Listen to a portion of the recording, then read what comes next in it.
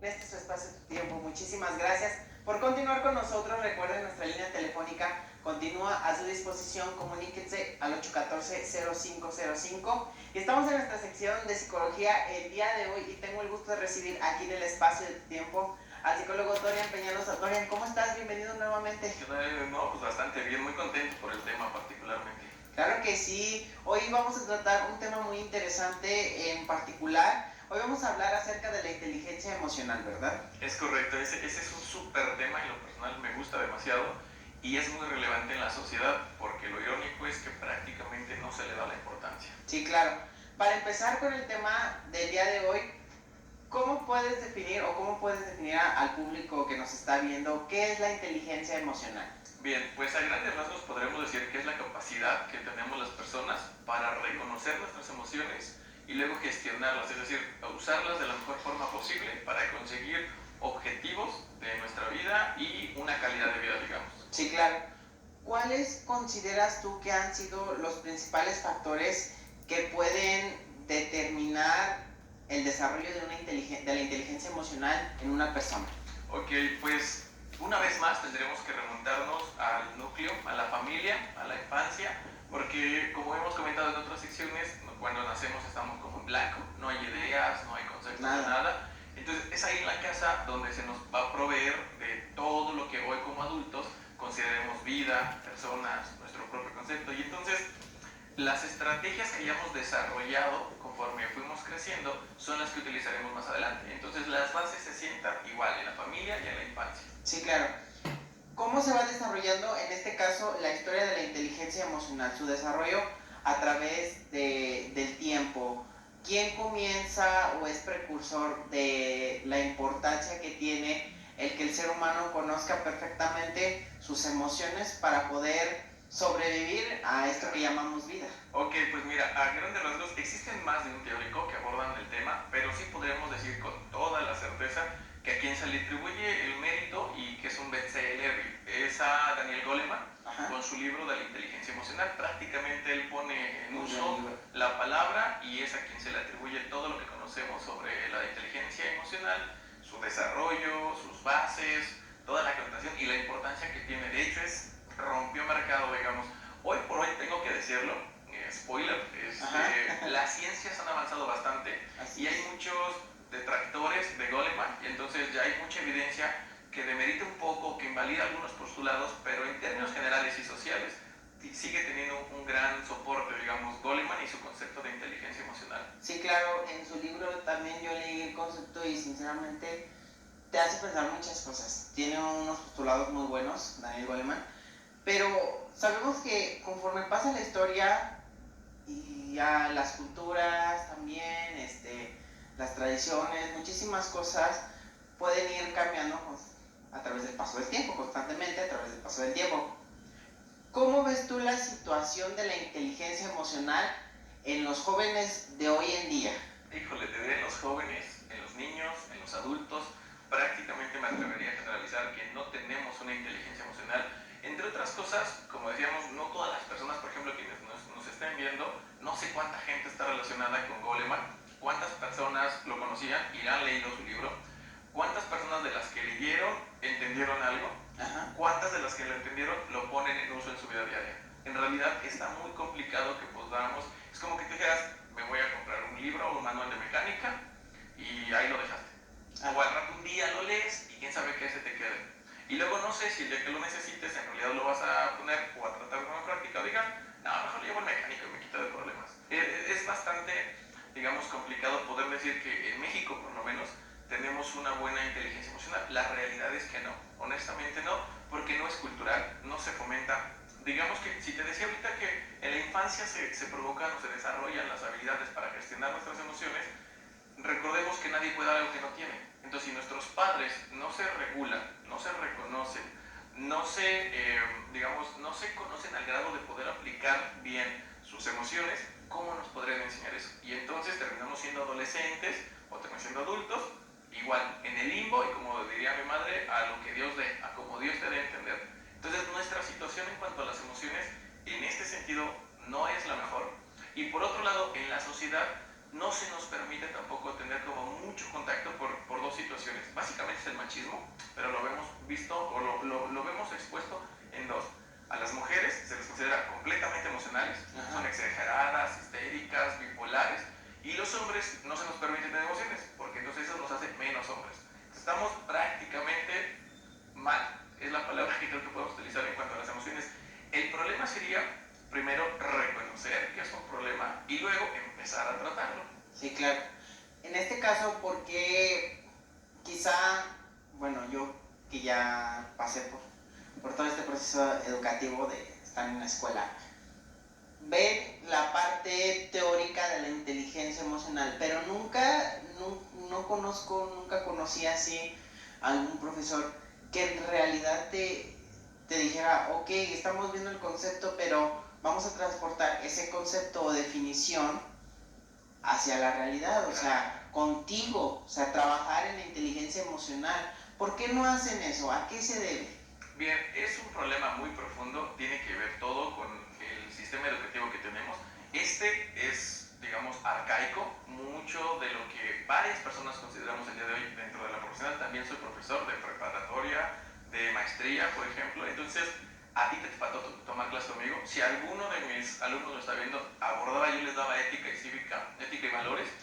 Y por supuesto que la inteligencia emocional tiene que estar ahí porque es parte de lo que vamos a usar en nuestro día a día. Digo, es importante saber cuándo entra la primavera, Benito Juárez y cuándo se hizo nuestra constitución, pero es muchísimo más relevante para nuestra vida el saber gestionar. Mira, hay muchos videos y mucha gente que promueve un concepto. ¿De qué le sirve a un niño saber ubicar a Mercurio si no sabe qué hacer con su tristeza?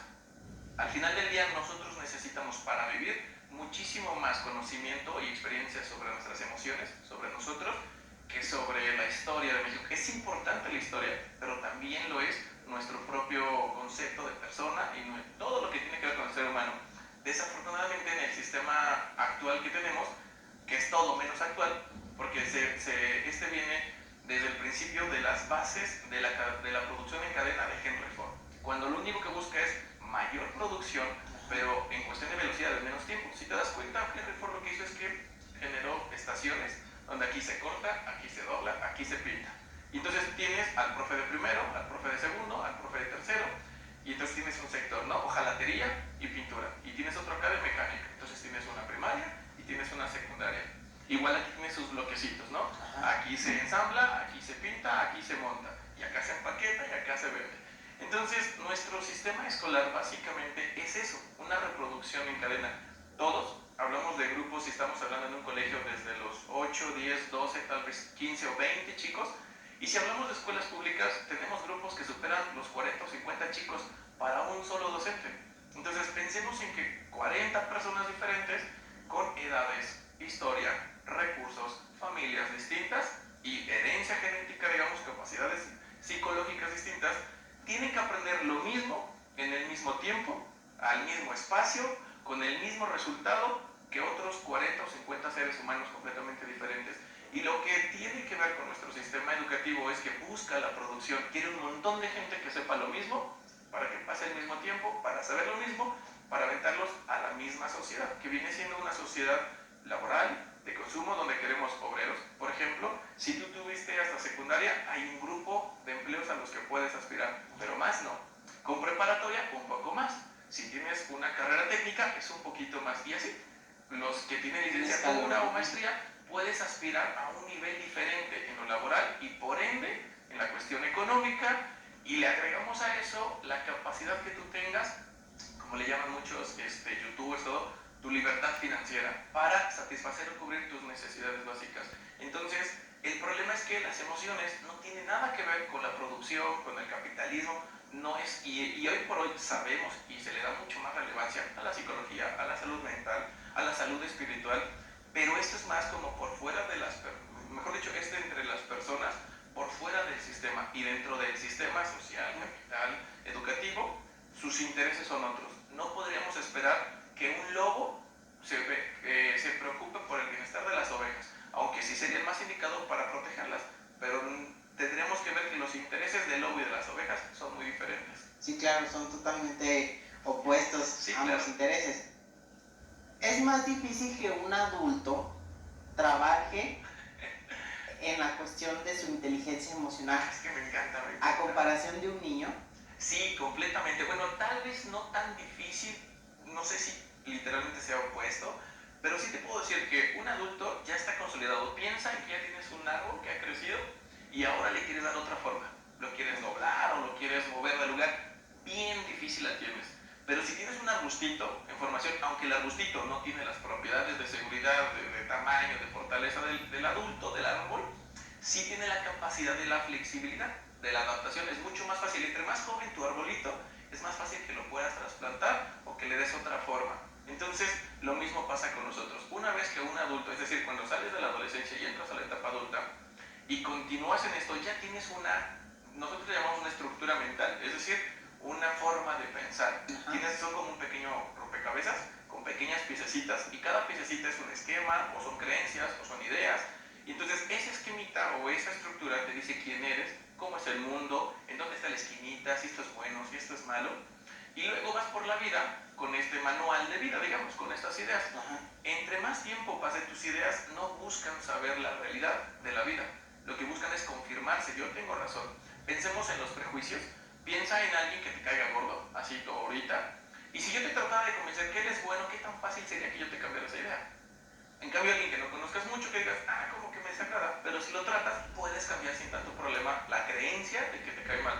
Pero alguien que te hizo algo, un evento que ha pasado, que llevas tiempo pensando eso de esa persona, difícil va a ser que yo te cambie el concepto. Entonces, una vez que tú tienes una idea o una forma de pensar, solamente vas por la vida buscando confirmar esta misma idea y no la pones en duda y no te preguntas si en realidad la vida es exactamente lo que tú crees de la vida. Personas, lugares, de ti, alguna vez también lo comentábamos. Entonces, entre más grande seas, más has como autovalidado lo que ya crees. Por eso, cuando yo pienso diferente a ti, no te va a gustar y lo que vas a hacer es no hablar. Y entonces vas a buscar gente que piense como tú, porque tu idea solamente quiere ser retroalimentada, no quiere ser cuestionada. Y eso tiene todo un fundamento, es literalmente a lo que nos dedicamos en la terapia. Porque si yo creo que aquí hay un elefante y tú me haces ver como tonto, tú me haces ver que estoy loco, no me voy a sentir muy bien. Entonces, tú no me entiendes, es que tú no sabes que voy a buscar negar la realidad por reforzar mi propia creencia. Un niño no las tiene ni tantas creencias, decía, entre más chiquito, más en blanco su mente.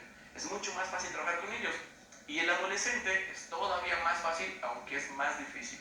Es más fácil porque solito, evolutivamente, deja de pensar lo que pensaba como niño y se abre un nuevo panorama. Ahí es donde podríamos entrar. Es muy buena la terapia o el acompañamiento psicológico en esta etapa.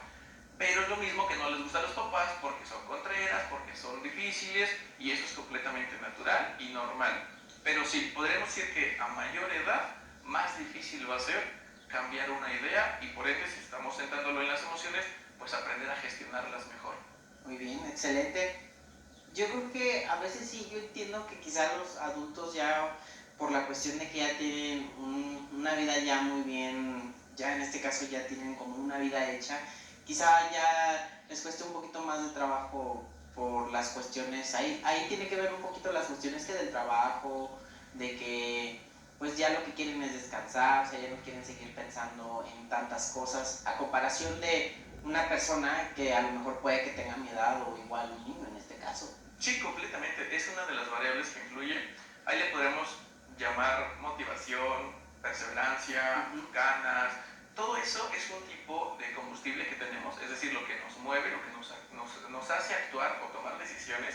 Y eso se acaba, por decirlo así, es un combustible que en el día, como un buen taxista, le pones tu tanque lleno cuando despiertas y te vas a trabajar. Y entonces cuando lidias con las personas, cuando pasó un evento desagradable, cuando te peleaste con la pareja, cuando tu hijo te hizo enojar, se van acabando tu paciencia, tus ganas, tu motivación, llámale con cualquier palabra que te funcione mejor, pero entonces ya para la noche no tienes tantas ganas. Y si todavía ves en un programa que alguien te dice, no, mira, es que tienes que, ay, no, ¿sabes qué? Ya, dale la vuelta a la hoja, mañana será otro día. Y eso es muy natural, es muy normal e incluso en ciertas ocasiones hasta es bueno porque nos ayuda a economizar energía. Sin embargo, creo que algo que les podemos aportar a las personitas ahorita sería, nada más pregúntate cuál es el precio que estamos pagando por no pensar en eso. Es decir, por no revisar si lo que yo creo es correcto, por no ponerle un poco de atención, pues voy a seguir con esa idea, con ese comportamiento, con esa pareja, con ese estilo de crianza, con ese objetivo de vida. Y el problema es que muchas veces, cuando esto está medio equivocadito, nos va a afectar nuestra vida. Entonces sigo con una pareja que no soy feliz, sigo haciéndole más daño que beneficio a mis hijos, sigo yo haciéndome más daño cuando hablamos de autoestima, pero yo digo, no, sí me quiero, y nunca me he cuestionado si en realidad lo que creo es correcto. Yo sí me encanto, me amo, ¿no? Yo sí andaría conmigo, ¿no? Entonces, si no volteamos a revisarnos, no vamos a poder encontrar lo que está mal. Piensa en esto, siempre pongo este ejemplo porque de hecho me pasó, pero es una buena analogía. Si tú tienes roto el bolsillo de tu pantalón, pero no lo sabes, todo el tiempo vas a estar metiendo ahí y vas a estar perdiendo dinero. Y tú no vas a entender por qué, porque desconoces que está roto. Hasta que te hagas consciente que hay un hoyo, entonces verías que hay un problema y podrías hacer algo. Lo coses, cambias de bolsillo, desechas el pantalón, no lo sé. Pero tendrías primero que hacerte consciente del problema. Segundo, aceptar que es un problema. Y tercero, trabajar en el problema. Si no hacemos este proceso, entonces solo vas a ir por la vida pensando que tienes mala suerte, que el karma, que es una prueba de Dios, que alguien tiene un muñeco vudú y te está poniendo. Y tu mente tiene que encontrar una explicación para algo que no entiende. Claro, es un sinfín de cosas. Yo creo que este es un tema que de verdad tiene una amplia extensión en la cuestión de que a los seres humanos de verdad nos falta muchísimo trabajar en la cuestión de la inteligencia emocional, de saber cómo controlar también tus emociones o qué hacer frente a una emoción que por ahí esté expresando puede ser dentro de algún contexto o de una situación por la que esté pasando. En este caso, algún punto, alguna área de tu vida, alguna zona. Creo que lo que podemos como aportar para toda la gente que nos ve es que si entendemos las bases de la inteligencia emocional y su objetivo, nos podríamos preguntar si estamos más o menos bien, como para darnos una idea. Pensemos en que todas las emociones, todas son buenas, porque tienen un objetivo, nos ayudan a sobrevivir. Si yo tengo miedo, que estoy entendiendo que estoy en peligro y debería de huir, o debería de prepararme para pelear, o debería de esconderme, ¿no? Como las zarigüeyas, congelarse y no hacer nada, hacerse muerto. El miedo sirve, pero si tengo demasiado miedo, entonces se llama ansiedad y es un problema. A nivel físico, a nivel social, a nivel laboral, pareja, económico. Lo mismo pasaría con la alegría, lo mismo pasaría con, pues básicamente todas nuestras emociones. Entonces, para las personas que nos están viendo, pregúntate, cuando tú tienes una emoción, te está dando buenos resultados. Si yo tengo miedo y no quiero sufrir, porque tengo miedo a tener una pareja o cualquier cosa, en verdad, a la hora de tú tener miedo y evitar esta relación, ¿te está yendo mejor? ¿Estás emocionalmente mejor? Sí, entonces vas bien. Y si no, entonces tendríamos que hacer algún tipo de cambio. Pero creo que podríamos empezar por revisar nosotros mismos si mis emociones las estoy usando. Una de dos, hay que checar dos cosas.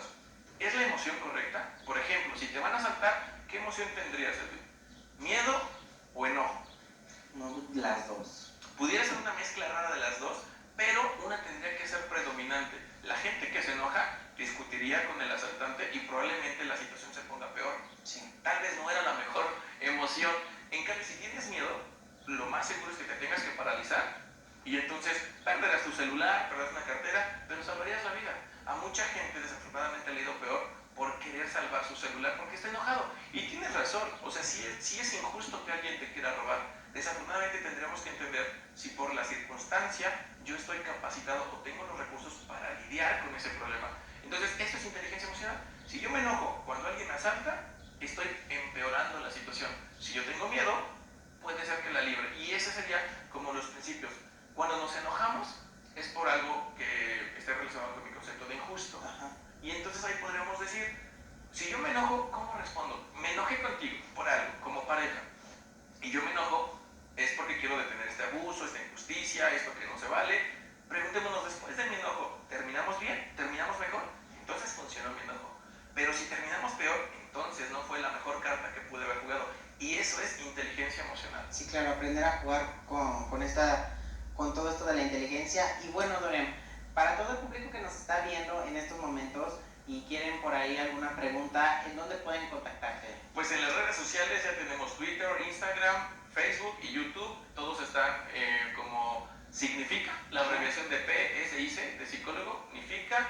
En YouTube e Instagram Dorem Significa, en Facebook Significa y en Twitter Significa. Claro que sí. Y bueno, por aquí muchísimas gracias también por habernos acompañado el día de hoy, Dorian. Un tema muy interesante que me gustaría que lo siguiéramos retomando en la siguiente sección. Perfecto. En el programa es algo que de verdad da muchísimo para hablar y te esperamos aquí próximamente en el programa con más en nuestra sección de psicología. Claro que sí, muchas gracias. Muchas gracias, Dorian. Amigos, vamos a la última pausa comercial. Acompáñenos a despedir el programa del día de hoy. Así es que no le cambien aquí.